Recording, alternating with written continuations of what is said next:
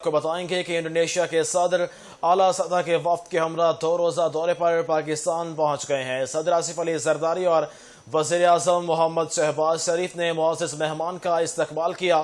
آپ کو اہم خبر سے اپڈیٹ کر رہے ہیں کہ انڈونیشیا کے صدر اعلیٰ سطح کے وفد کے ہمراہ 2 روزہ دورے پر پاکستان پہنچ گئے ہیں۔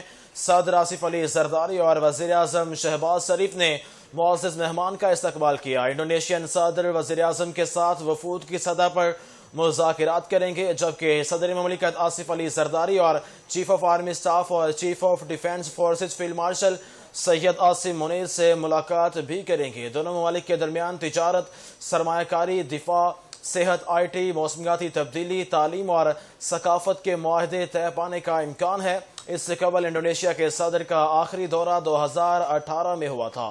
آپ کو اپڈیٹ کر رہے ہیں کہ انڈونیشیا کے صدر اعلیٰ سطح کے وفد کے ہمراہ 2 روزہ دورے پر پاکستان پہنچ گئے ہیں۔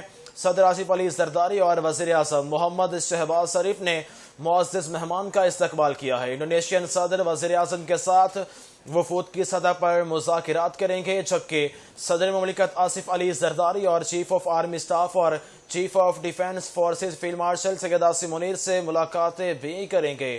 آپ کو اپڈیٹ کر رہے ہیں کہ انڈونیشیا کے صدر اعلیٰ سطح کے وفد کے ہمراہ 2 روزہ دورے پر پاکستان پہنچ گئے ہیں۔ صدر آصف علی زرداری اور وزیر اعظم شہباز شریف نے معزز مہمان کا استقبال کیا۔